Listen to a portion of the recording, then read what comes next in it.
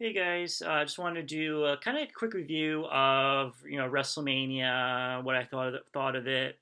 Uh, I was happy to see the crowd back at a WWE event. I thought, I mean, it made the event seem more lively with the crowd there.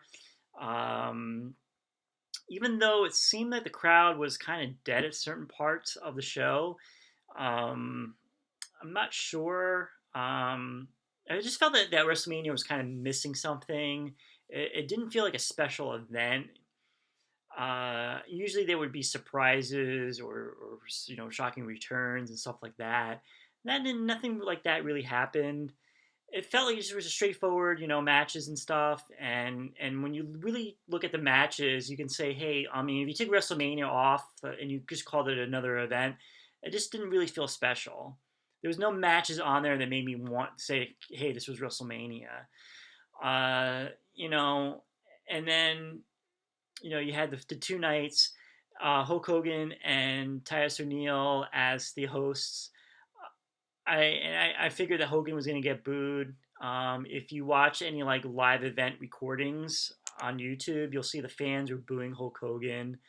Might have been the best choice to have Hulk Hogan as the host, and they just felt out of place. Like I don't know, maybe their chemistry wasn't like that great, but like I just felt that they were kind of like I don't know. I don't know. Why do you need the hosts at WrestleMania? Just introduce, hey, welcome to WrestleMania, and then they disappear, and you're like, you forget about them, and then you maybe do like a backstage. They did the whole thing with Bailey, and I thought that was kind of funny, because I guess they, her trying to be like the host too, and then night two she comes out and I also thought it was kind of weird that they were in pirate like get-ups and stuff. So I thought that was kind of like weird. But so then at the end, the bells come out, and of course, Bailey has to do like to Nick. He goes, "Oh, what are you doing here? John Cena's not here." And then the crowd was actually booing the Bellas. So the Bellas kind of have heat. I don't know. I think people are just sick. Even though the Bellas haven't been on TV for a while, I think the people are just like overly tired of them. So, I mean, I guess I heard that they're trying to make a comeback. So we'll see how that goes. I think if they are going to be coming back, you definitely have to make them heels. So then I also thought it was funny the rain delay in night one. I thought that was like so many years when WrestleMania is outside, they never had any weather problems, and then you know night one it starts raining and you have to scramble and do like backstage interviews. So I thought that was kind of funny. Uh, so match wise is I'm not gonna go through each match, but so they're gonna open up with Drew McIntyre versus Bobby Lashley. I think like in interviews like Drew McIntyre mentioned that he wanted to be the first wrestler out with when there was a live crowd. So he did get his wish. The only thing is like I really thought he was gonna win the match. And Bobby Lashley retained the title. That was kind of shocking because I really thought they were gonna give Drew McIntyre his win back from because he won the title last year, but there was no crowd. So I thought this was given the way the story was like the storyline was playing out. It was like he was going to get that win in front of the live crowd at WrestleMania. So not sure if they're changing plans or they're just giving him more of a build up. They want him to chase the title for a longer time. But I guess we'll see on Raw tonight. What the plan is. Um, it's weird when you look at it. And WrestleMania is really supposed to be the ending of feuds, and I felt like no feud really ended because usually WrestleMania it's like you have these like build ups, a couple weeks, months of these feuds, and WrestleMania was supposed to be the big payoff for so many years, and then like it's the end of the feuds, and then the next night or on Raw or whatever you start the building up to the new feuds and new storylines. The one thing I got out of the two nights at WrestleMania is that I didn't feel like there was any closure for any of the feuds really. I feel like they're going to be extended to like the next pay per view or the next TV.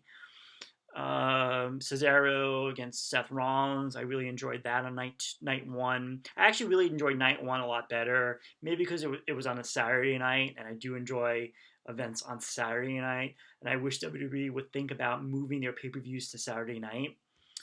I thought Seth Rollins was going to win the match, but then I was thinking as the match went on that Cesaro really needed that win to really put him into the next level. So I think that was a good decision to have Cesaro win. AJ and almost won the tag titles. It was weird when I watched it. It was like they were wrestling as baby faces, and the New Day were wrestling as heels. I kind of figured that AJ was going to win the match. Bad Bunny and Damian Priest versus The Miz and John Morrison. I thought that was a really good match. Bad Bunny did a really good performance. You could tell he was really training for this match. Usually with celebrities, you think that they would be in the match maybe like 5 minutes, and that a couple punches and kicks and that's it. Man, but he was in it for a long time. He took bumps. He did really good moves. So we'll see. I heard that he's probably I don't know if he's going to be on the next pay-per-view or he's going to be taking a break. Maybe use him as an attraction. Again, he doesn't need to be there every Monday night. The main event, Bianca Belair versus Sasha Banks. Bianca winning. I mean, I thought that was a really good match too. It makes sense. Like I said, put the title on Bianca, build the women's division on SmackDown around her, and then you go from there. Night 2, Randy Orton versus The Fiend. Again, that was my least favorite match during the night. During the two wrestling days, I'm not a big fan of The Fiend. I hate when they wrestle. They have that red light or on the ring. It made no sense for The Fiend to lose. I don't know. So did Alexa turn on The Fiend? And the fans was just booing at the end. I don't know. You build up classic wrestling. All right, this has been done for so many years. They do it with the Undertaker. They did it with the Undertaker. I don't know, so many feuds. You got the heel. The heel beats up the baby face, puts him out of action for a couple of months. The baby face makes the triumphant return to get revenge. They build the match up. They have the match, and the baby face triumphs and gets his revenge and wins. Over here, Randy Orton won the match. So, I mean, is this feud going to continue? I feel like, again, like I said, there was no closure, what's the next match going to be at Backlash? What are they going to do? A cage match? An Inferno match? I don't know. I mean, the Fiend should have won that match. End the feud. Move on. Kevin Owens and Sami Zayn, another good match. Unfortunately, they really have that much TV. I felt like they threw this match together in like 3 weeks, this feud together in 3 weeks. I really wish they had a long build up. You could tell they in real life those guys are friends, and then they had Logan Paul in there too. I don't know who Logan Paul is, but apparently they keep on saying he's like a big YouTube star. So I think Kevin Owens was going to hit the stunner on him and stuff like that. Sheamus versus Riddle. That was a shocking. I didn't think Riddle was going to lose the title. Then I'm hearing online, rumors that Riddle was never supposed to be the United States champion. He only won the belt because he needed to get the belt off Bobby Lashley, and Keith Lee was injured or something, so they had to put the belt on him. So I guess they need to take the belt off Riddle. I don't know what the plan is for Riddle. They do the backstage things with him on the scooter. They're just making him a goof. Apollo versus Big E. This is another example of this should have been the end of the feud, and Apollo wins. No, I'm happy Apollo won. I'm glad he won, but I really felt that Apollo should have won the IC title maybe at the February pay-per-view or last month's pay-per-view, and this should have happened. That should have been the ending of, and then Big E would come back at WrestleMania and get his win back and win back the title. So I guess, are we gonna have another rematch, another match at the next pay-per-view between these guys? I think it's time to move on. Rhea Ripley against Asuka. Rhea Ripley won. Makes sense. we've seen enough of Asuka for so many months on Raw. Now it's good to have another champion. So we have new matches, and then in the main event, Roman defeated Edge and Daniel Bryan. Again, I was really like listening to the crowd. The crowd, booing Roman Reigns as usual. And I don't think Daniel Bryan was getting a big pop that people would have thought he would have gotten. I actually felt like Edge was getting more cheers than Daniel Bryan. I don't know if the people are just tired of Daniel Bryan, or I mean, maybe his time has passed. They had their time back in like 2014. Unfortunately, he got injured, and I mean they could have done it in 2015, but I maybe his time is maybe that ship has sailed. So Roman winning. Again, I was kind of surprised by that. I really thought that Edge was going to win that. But we'll see. I mean, I don't know who would be the next contender for you know uh, Roman Reigns. I mean, I think he build him up to be this unstoppable force until like The Rock comes. And I mean, I heard rumors. WrestleMania when they go to Los Angeles. I think that's in like 2 years. They want to do Rock versus Roman Reigns. I mean, that's like 2 years down the road, and a lot of things can happen in WWE.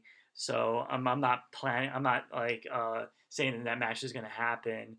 But as you can see, this card was really heel driven, with like a lot of the heels won, and people even mentioned online where like out of all the titles, I think majority of all the titles are being held by heels.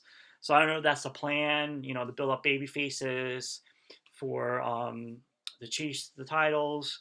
We'll see.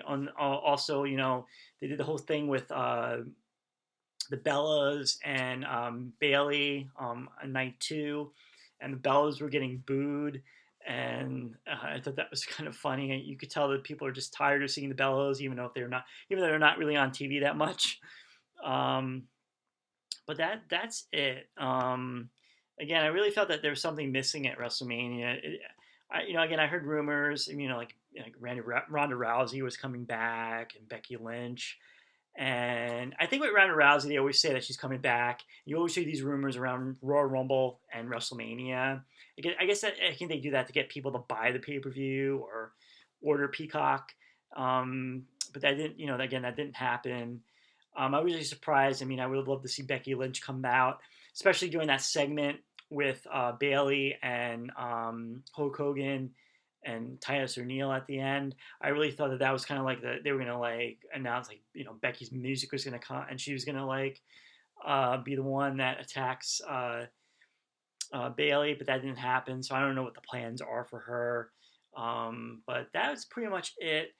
We'll see what happens on Raw. We'll see what feuds are going to be continuing. I can see a lot of the feuds, a lot of the matches for WrestleMania are going to be. We're going to see a lot of rematches for the following pay per view.